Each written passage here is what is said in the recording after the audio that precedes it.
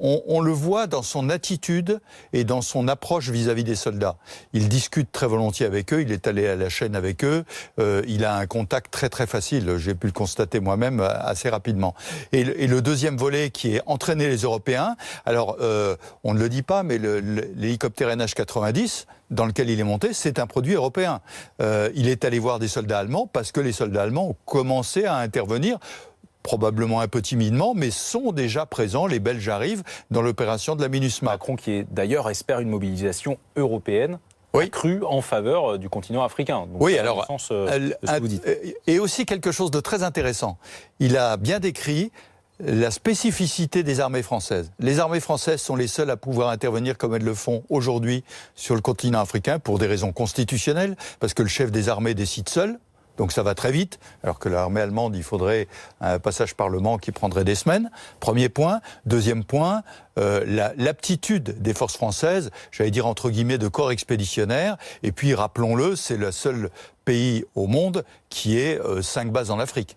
Et donc cette capacité est vraiment spécifique. Et il a bien marqué qu'il y a complémentarité avec les autres Européens, mais il ne faut pas s'attendre à ce que les autres Européens fassent la même chose que les armées françaises. On rappelle quand même ce qu'est l'opération Barkhane. 4000 hommes positionnés dans 5 pays du Sahel, le Burkina Faso, le Mali, la Mauritanie, le Niger et le Tchad depuis bientôt 3 ans. Et ils ont pour mission de contenir les groupes djihadistes qui pullulent dans cette région. Macron a dit, Antoine Glazer, aujourd'hui, l'opération Barkhane, elle survivra, elle sera maintenue tant qu'il y aura des terroristes dans la région du Sahel. Oui, mais ils n'ont pas disparu depuis que l'opération a été engagée. Je pense qu'il a pris la mesure que l'opération Barkhane était de plus en plus hors sol par rapport aux réalités de terrain.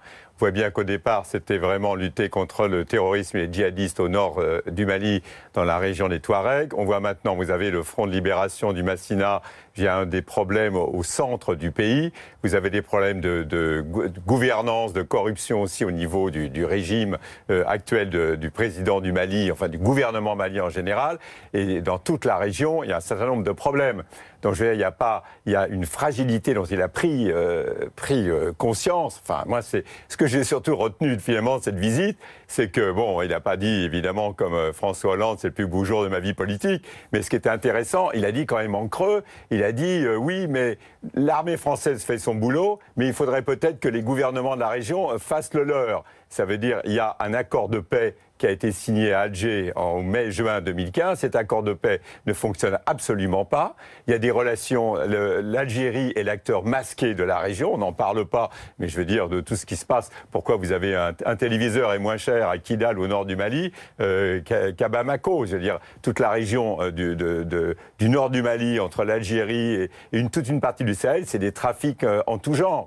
Donc je veux dire, c'est vrai que là, on a l'impression qu'il y a les opérations Barkhane de l'armée française, mais il y a deux choses. Il y a effectivement que chacun prenne ses responsabilités. Il a même dit il n'y a pas de raison que des militaires français se fassent tuer si chacun ne joue pas son rôle au niveau de la gestion finalement de la crise dans la région. Puis on sent bien que vis-à-vis de l'Algérie, il a des relations particulières avec l'Algérie. Il a dit que la situation ne peut pas évoluer sans l'implication réelle dans le bon sens de l'Algérie au nord du Mali. Et la troisième chose, et là ce que vient de dire le général qui est très important, on dit l'Europe.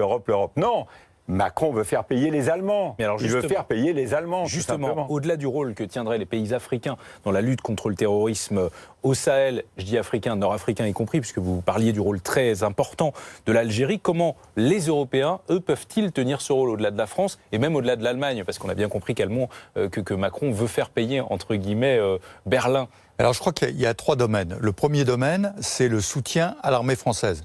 Au moment de l'opération qui s'est déployée, il y a eu des ravitailleurs, des avions qui ont été déployés, et c'est ce qu'on appelle le multiplicateur logistique. Et là, on en a besoin, parce que quand on déploie 4000 hommes, on n'a pas complètement les moyens de logistique. Hein. C'est le premier point. Le renseignement également. Hein. Le deuxième point, c'est l'intervention au sein de la MINUSMA. La MINUSMA, on peut aligner des bataillons d'infanterie africains, c'est très bien, mais on a besoin de drones, on a besoin d'hélicoptères, on a besoin d'avions. Et ça, ces pays-là ne l'ont pas.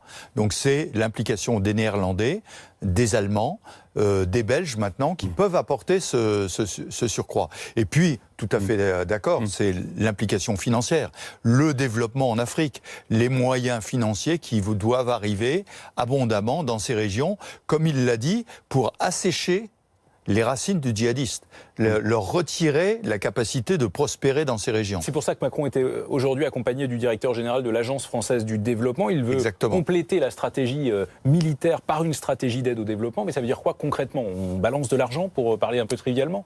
Non, on développe, on met des moyens pour que, vous savez, la région Barkhane, c'est Gibraltar-Moscou. Vous imaginez les distances. Quand vous faites un convoi logistique dans ces régions-là, ce sont des jours et des jours de transit. Donc c'est d'améliorer tous les moyens, les aéroports, les puits, les routes. Il y a plein de choses à développer. L'État, c'est en fait appuyer tant que faire se peut. Parce que vous ne pouvez pas aider les gens s'ils n'ont pas envie de s'aider eux-mêmes. Mais c'est trafic en tout genre. Quand vous avez des dizaines de milliers de jeunes au chômage à Bamako, s'ils ne sont pas utilisés, s'il n'y a pas d'emploi ni rien, ils vont être recrutés au début comme chauffeurs, et ensuite ils vont être recrutés. Et puis est-ce que ce n'est pas l'action des pays eux-mêmes qui bien sûr que c'est l'action des trucs. Mais donc il y a un appui de l'Agence française de développement. C'est simplement le message aujourd'hui, c'était clair, c'était finalement les opérations militaires. C'est pas ça qui va faire vraiment ni le développement, ni qui va sécuriser la région, si c'est pas accompagné en même temps d'un problème, il a dit d'ailleurs, diplomatique, politique et aussi en matière de développement. Je veux dire, c'est l'ensemble de cette région qui avait été totalement abandonnée à des écoles coraniques, à un certain nombre... il n'y a plus d'absence, c'est l'absence de l'État. C'est réinsérer l'État, que l'État exerce sa souveraineté sur l'ensemble du pays, et actuellement c'est en train de se dégrader. La conclusion, Général Trinquant. Oui, l'Algérie. Une petite phrase qui paraît sibylline. Le président, avant de survoler l'Algérie, a appelé le président algérien. Politesse. Politesse annoncée comme ça, mais je pense que ça n'est pas seulement une politesse. C'est pour lui rappeler l'importance du président de la République française qui va au Mali et l'importance du jeu que l'Algérie doit jouer dans le règlement du conflit. Merci à tous les deux d'avoir accepté l'invitation de Week-end Direct, le déplacement de Macron au Mali. Donc aujourd'hui, les ministres...